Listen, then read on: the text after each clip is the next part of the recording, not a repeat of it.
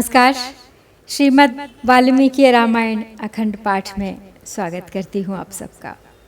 आज हम पढ़ेंगे षट्चत्वारिंशः अर्थात 46वां सर्ग उत्तरकांड से। श्री राम ने आज्ञा दे दी है लक्ष्मण को कि वो सीता को ले जाएं, तपोवन में छोड़ाएं। तो आज के सर्ग में हम देखेंगे लक्ष्मण का सीता को रथ पर बिठाकर उन्हें वन में छोड़ने के लिए ले जाना और गंगा जी के तट पर पहुंचना। तो चलिए प्रारंभ करते हैं आज का पाठ।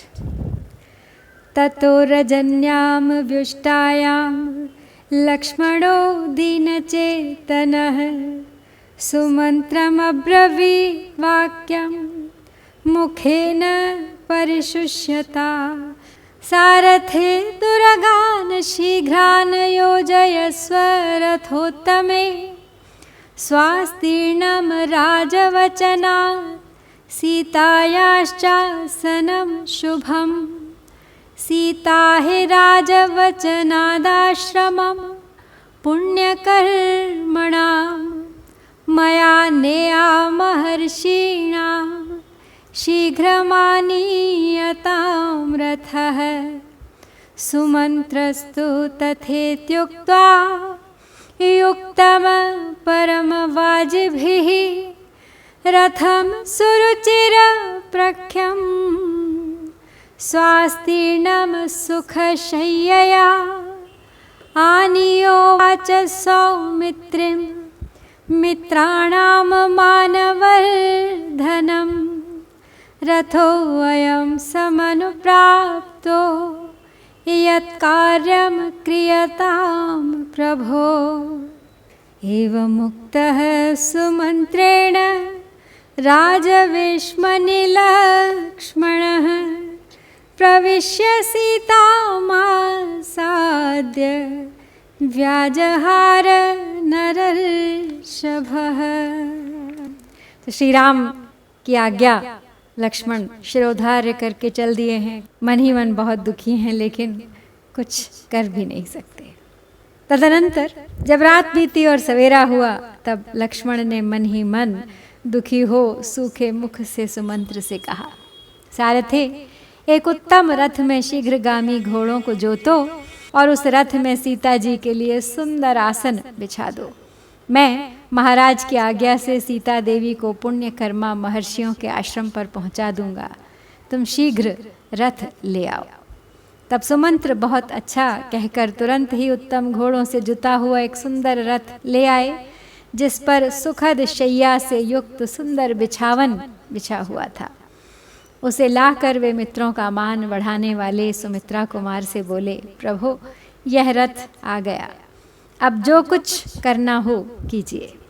तो सुमंत्र के ऐसा कहने पर नरश्रेष्ठ लक्ष्मण राजमहल में गए और सीता जी के पास जाकर बोले, त्वया किलैष नृपतिर्वरं वैयाचितः प्रभुः नृपेण च प्रतिज्ञातमाज्ञप्तश्चाश्रमं प्रति गंगातीरे मया देवी ऋषीणामाश्रमान् शुभान् शीघ्रं गत्वा तु वैदेही शासनात् पार्थिवस्य नः अरण्ये मुनिभिर्जुष्टे अपनेया भविष्यसि।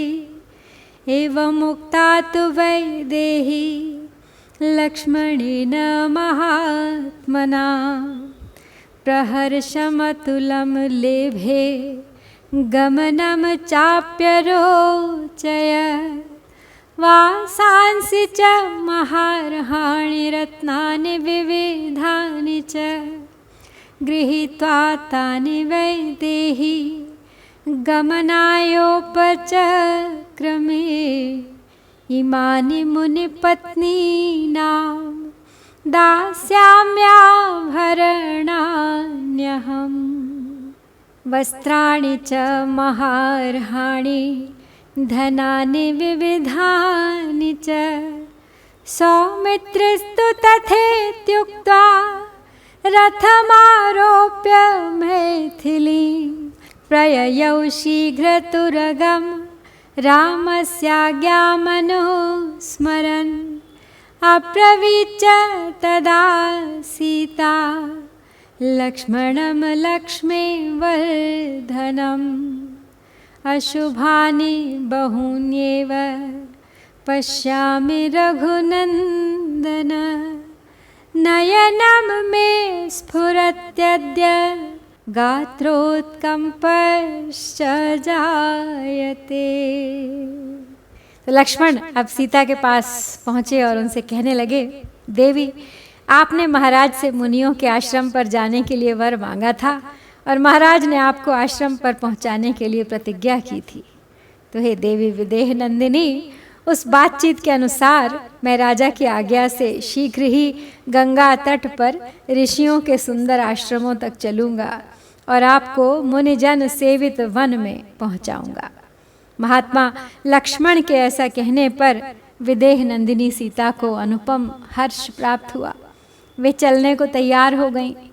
बहुमूल्य वस्त्र और नाना प्रकार के रत्न लेकर वैदेही सीता वन की यात्रा के लिए उद्यत हो गईं और लक्ष्मण से बोली, ये सब बहुमूल्य वस्त्र, आभूषण और नाना प्रकार के रत्न धन मैं मुनि पत्नियों को दूंगी।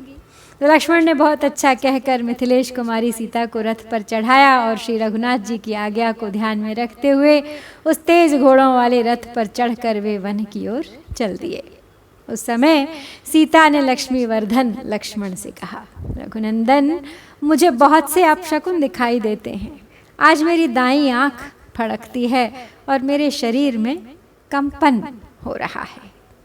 हृदयं चैव सौमित्रे अस्वस्थमेव लक्ष्ये औत्सुक्यं परमां चापि अधृतिश्च परां मम शून्यामेव च पश्यामि पृथिवीं पृथुलोचन अपि स्वस्ति भवेत् तस्य भ्रातुस्ते भ्रातृवत्सल श्वश्रूणां चैव मे वीर सर्वासां विशेषतः पुरे जनपदे चैव कुशलं प्राणिनामपि इत्यञ्जलि कृता सीता देवताभ्ययाचत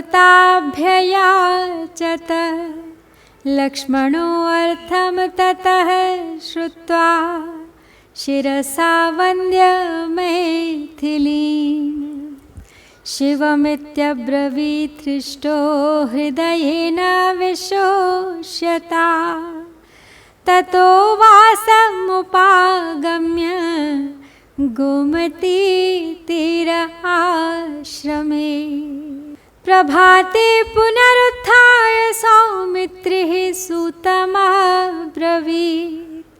योजयस्व रथं शीघ्रमद्य भागीरथी जलम् शिरसा धारयिष्यामि त्र्यम्बकं विभोजसा सोऽश्वान् विचारयित्वा तु रथे युक्तान् मनोजवान् आरोहस्वेति वैदेहीं सूतः प्राञ्जलिरब्रवीत् सा तु सूतस्य वचनादारुरोह रथोत्तमम् सीता सौमित्रिणा सार्धं सुमन्त्रेण च धीमता आससाद विशालाक्षी गंगाम पाप विनाशिनी।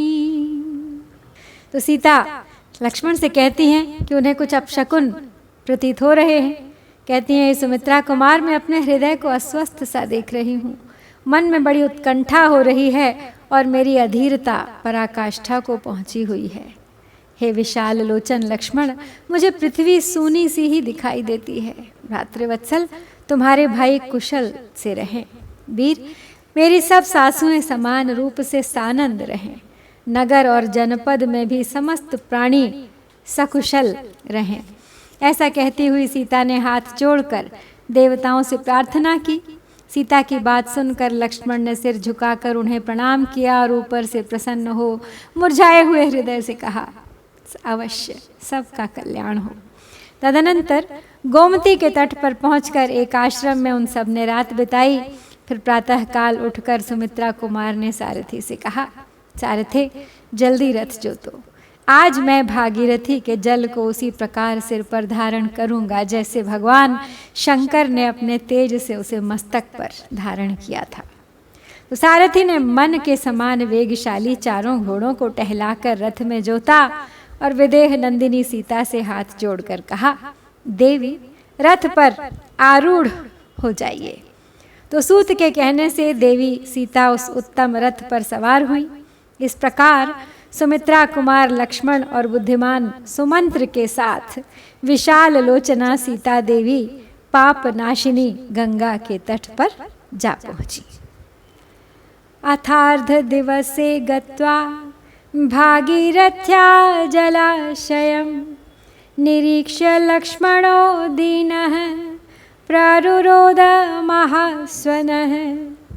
सीता तु परमायत्ता दृष्ट्वा लक्ष्मणं मातुरम् उवाच वाक्यं धर्मज्ञा किमिदं रुध्यते त्वया।